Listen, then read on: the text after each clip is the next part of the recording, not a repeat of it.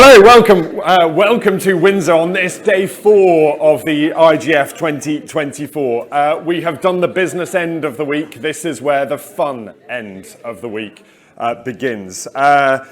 Music, dancing, filmmaking, sport, Indian culture reaches right around the world, and we're going to talk about the impact and the contribution it makes throughout the day today. And we often talk at IGF, don't we, about that living bridge between the UK and India, and nowhere more so than in the realms of culture and creativity, the narratives that tell the story of India's civilizations and society. Today, as we said, we'll hear from actors, sports stars, business leaders, all helping to maintain and grow India's cultural narratives, foster that creativity, and inspire future generations. And where better to do that than in these beautiful surroundings here at the Fairmont in Windsor. For those of you watching us around the world online, you are very welcome. You can continue the conversation that we're having here in the room. Use the hashtag IGF London on social media. So let us make a start. It really is a packed agenda for today. So please welcome my colleague, Naman Ramachandran, international correspondent, and he'll introduce his special guest.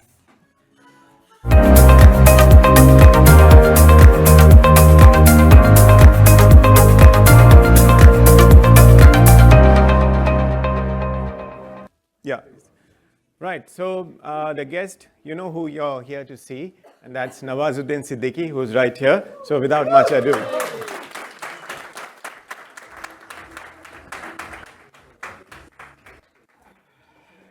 So Nawaz, we don't have a whole lot of time, and there's so many things that the people here want to know.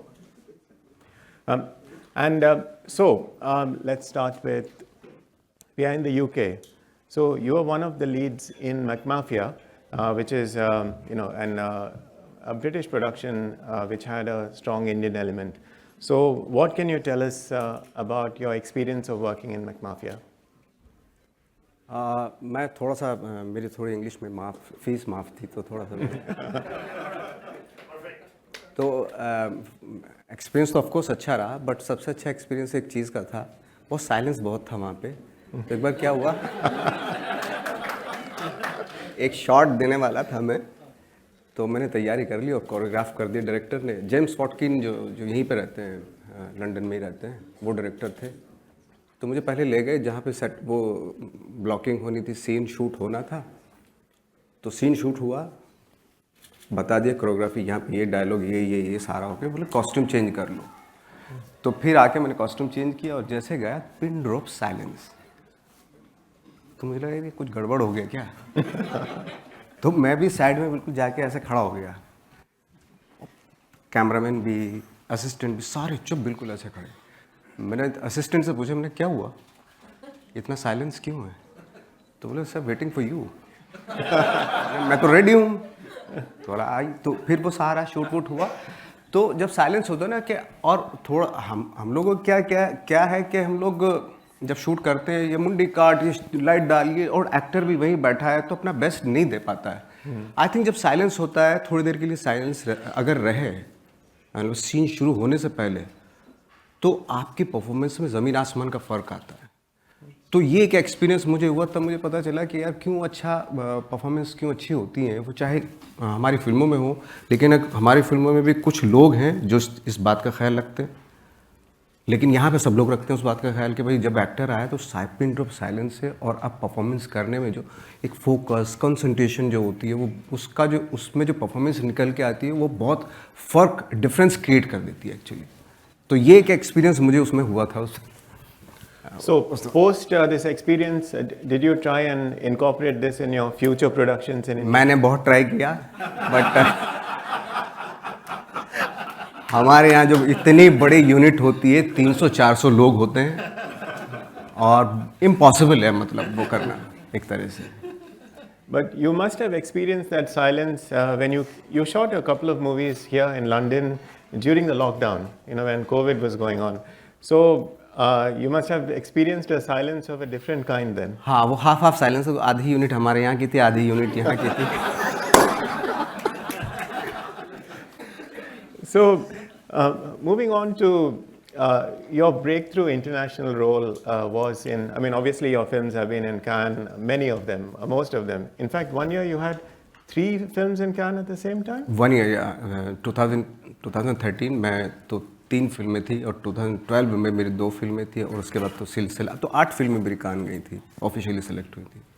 So before we come to Sacred Games, which everyone wants to know about, can we go to that year when you had 3 films in Cannes? So how did you do the red carpet sleight of hand? हाँ, उसका ये था क्योंकि red carpet पे हम लोग सब थे, हमारे सब पूरी यूनिट खड़ी हुई थी, तीनों फिल्मों के डायरेक्टर, प्रोड्यूसर, टीम सब थे.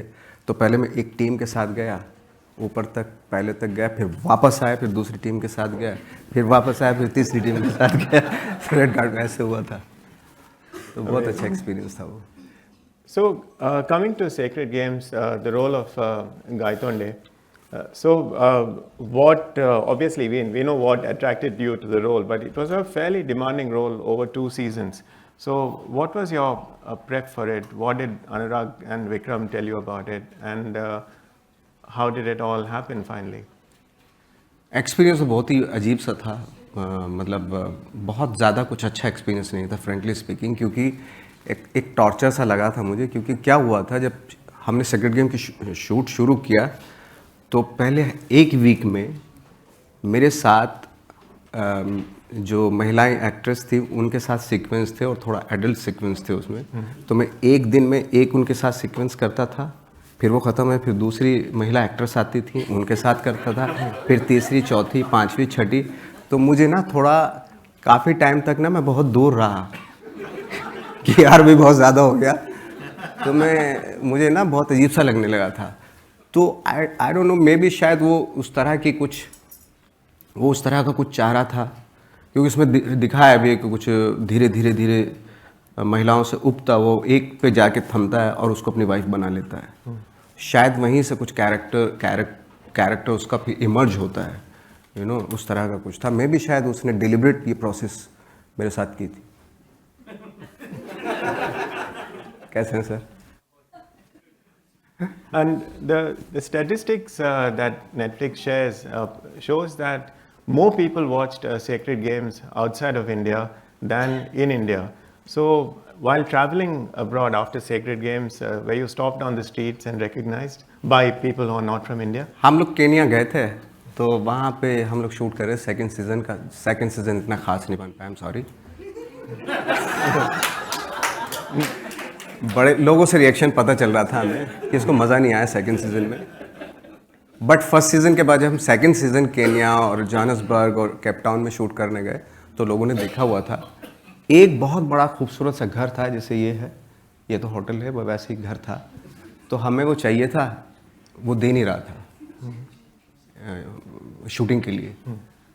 तो हमने रिक्वेस्ट की और मैं जाके खड़ा हो गया कि मैं एक्टर हूँ. अरे आई सॉ सीक्रेट गेम्स, तो हमें वो फ्री में मिल गया था. फिर ये फ़ायदा हुआ हमें. तो मतलब ऐसा जानने लगे थे लोग सीक्रेट गेम्स का, तो अच्छा खासा मतलब रिसेप्शन हुआ हमारा. So क्या बोल रहा हूँ मुझे खुद ही पता नहीं चल रहा. So that's a value add for all producers. You get सही बोल रहा हूँ ना विवेक? So going back to one of your many films at Cannes, which is Raman Raghav 2.0. So when we were chatting last night, you know, as you can see, Nawaz is a very gentle person in real life. Doesn't have an evil bone in him. But to see him on screen in Raman Raghav 2.0, obviously he can say that he's doing his work as an actor. But I believe Anurag did something to bring out your inner ferocity. So can you walk the audience through that process? मेरा darkness जो थी वो अंदर से उसने निकाली रमन राघव में. Actually क्या हुआ था, जब वो शुरू हो रहा था, मैं 5-6 दिन के लिए ना लोनावाला है वहाँ पे पास में, तो वहाँ चला गया था अकेला.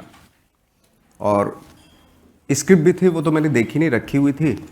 बट ये जो उसका थॉट था रमन राघव का, कि मैं, उसका कहना था कि मैं हकते मुत्ते खाते पीते. आप लोग तो आड़ लेते हो मारने को किसी आदमी को, आप धर्म की आड़ लेते हो, आप कोई इंसानियत की आड़ लेता है किसी को मारने के लिए. लेकिन ये ऐसा कैरेक्टर था जो बोलता है कि मैं जैसे खाता हूँ, पीता हूँ, हकता हूँ, मुतता हूँ, वैसे मारता हूँ और मुझे पेन भी नहीं होता। इस चीज़ पे विश्वास करना, बिलीव करना मेरे लिए बहुत डिफिकल्ट था। क्यों? क्योंकि मैं ऐसा इंसान हूँ नहीं एक्चुअली, और कोई भी नहीं होता इस तरह का इंसान जो ईजिली मार के और नॉर्मली चला जाए। तो ये इस चीज़ पे बिलीव करने के लिए मुझे 5 डेज़ लगे कि मैं ऐसा हो सकता हूँ, मैं ऐसा हो सकता हूँ। शुरू में तो बहुत डरावना था ये, बट धीरे धीरे धीरे क्या होता है, एक्टर्स की एक कॉम ऐसी होती है जो इमेजिनेशन कर लेता है, कुछ भी वियर्ड चीज़ें इमेजिनेशन करता है और फिर उस पर बिलीव करके उसको सच ऑनेस्टी के साथ उसको प्रेजेंट करता है। तो वही सब विवेक अच्छे से जानते होंगे इस चीज़ को। तो वो मेरे लिए बहुत डिफिकल्ट था, और जब मेरा बिलीव हुआ उस पर कि हाँ अब मैं तैयार हूँ आफ्टर 5 डेज़ कि मैं कर सकता हूँ ये। अब मैं किसी के सामने जैसे गया, जैसे सामने मुझे देख रहे हैं, मैं जाके बिल्कुल ऐसे खड़ा हो गया उसके सामने, नॉर्मली खड़ा हुआ था ऐसे, और मेरे दिमाग में चला मैं इसको भी मार सकता हूँ। मेरे लिए मोहरा लग रहा था ये ना, मुझे लग रहे थे मोहरे हैं ये सारे। तो सच में अगर जब एक विश्वास लेके चलते हैं ना, तो सामने वाले वो दिखाने की भी ज़रूरत नहीं था, आइज़ में ना कहीं भी दिखाने की ज़रूरत नहीं, सामने वाले को पता चल जाता है। और वो थोड़ा सा ठिठका ऐसे हुआ, उसको लगा कि अजीब सा कुछ हो रहा है इस आदमी को, मैं निकल जाता हूँ। वो निकल गया, तो मुझे बिलीव हुआ कि मेरे दिमाग में भी कैरेक्टर है। बस सीधा जाके मैंने शूटिंग स्टार्ट की, और ये पहला सीन वही था जब मैंने शूट किया कि मैं अपने काले पे चलता हूँ। आई डोंट नो कितने लोगों ने देखी, बहुत कम लोगों ने देखी होगी वो फिल्म, क्योंकि जब वो रिलीज़ हुई तो किसी ने देखी नहीं, और जिसने देखी उसने गालियाँ दी हमें बहुत कि कैसी फिल्म बनाते हो तुम लोग, शर्म नहीं आती क्या तुम लोगों को।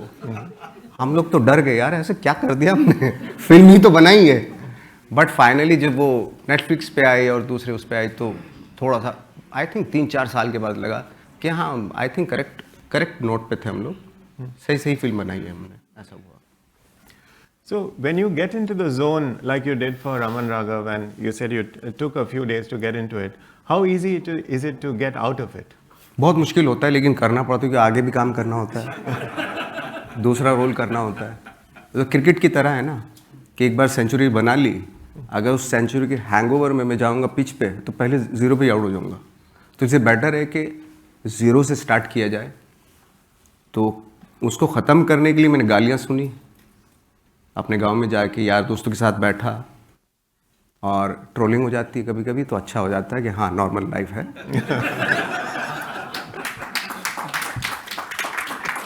तो निकल जाते हैं, उस कैरेक्टर से निकल गया।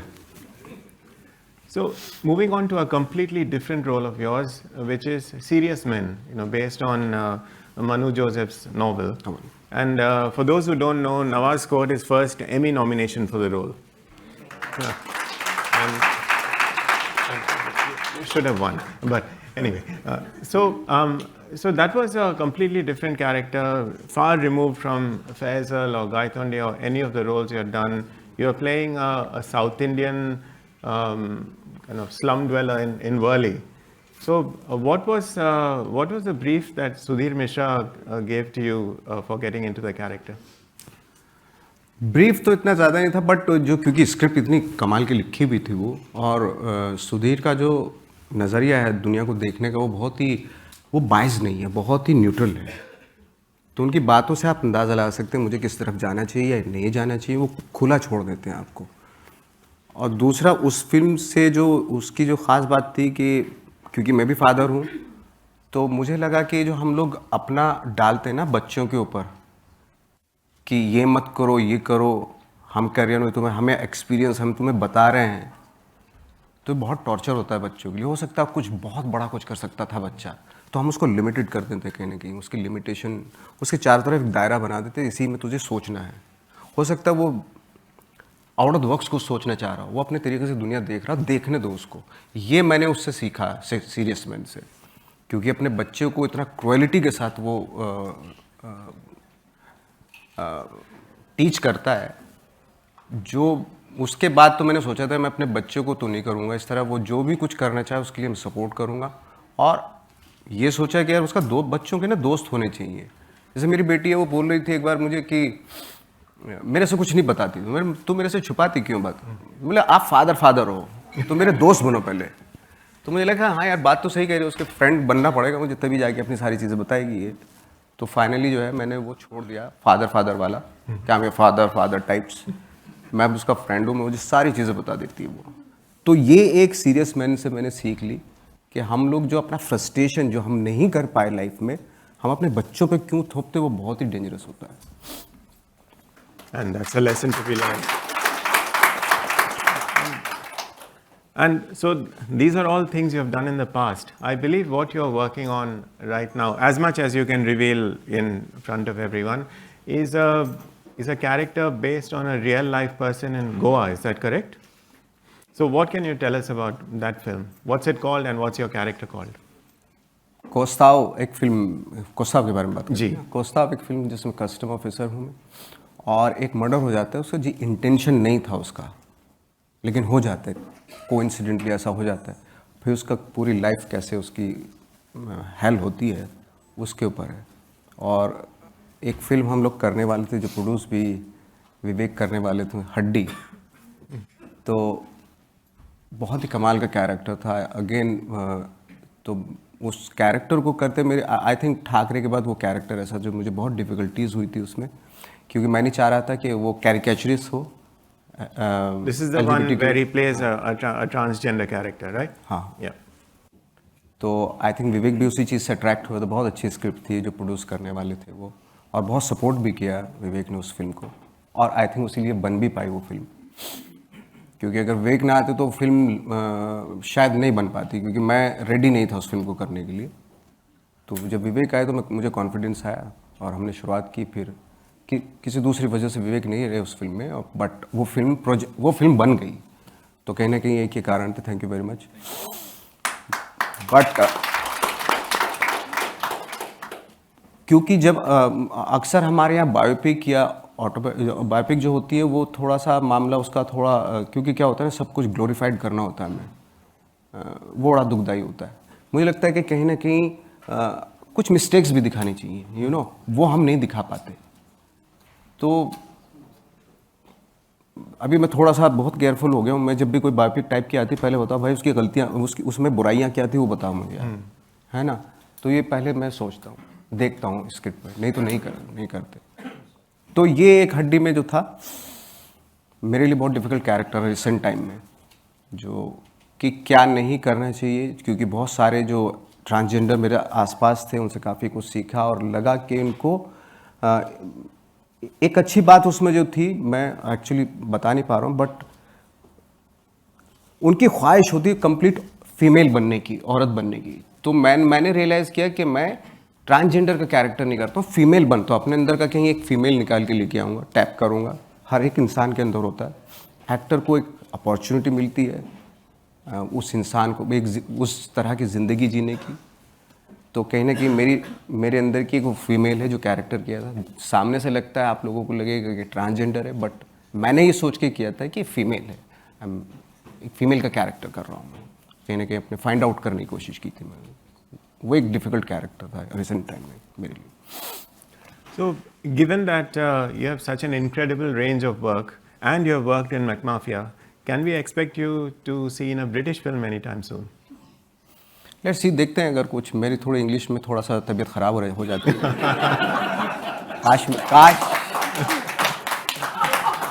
हालांकि मैं रट के बोल देता हूँ। मैंने बहुत सारे हाँ फीस माफ है, हाँ, बट मैं हिब्रू भी अगर मुझे देंगे मैं रट लूँगा, रट के बोल दूंगा मैं। आपको एहसास भी नहीं होने दूंगा कि मैं नहीं जानता, वो दूसरी बात है। So, going back to your range of roles, we have time for just one question. What is it that you look for when you, apart from money and a good script, what is it that you look for when you say yes to a script? Character.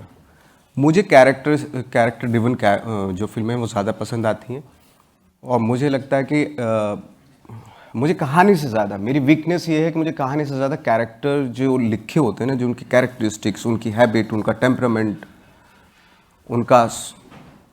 उनके अंदर का जो inner world है वो explore करने में मज़ा आता है। क्योंकि इंसान का जो माइंड है ना, वो बहुत कुछ छुपा होता है उसमें।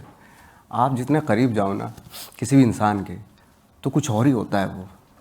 तो सामने से जैसे आप कुछ और देख रहे हैं, मैं जब आपसे घर में मिलूँगा ना, हो सकता कुछ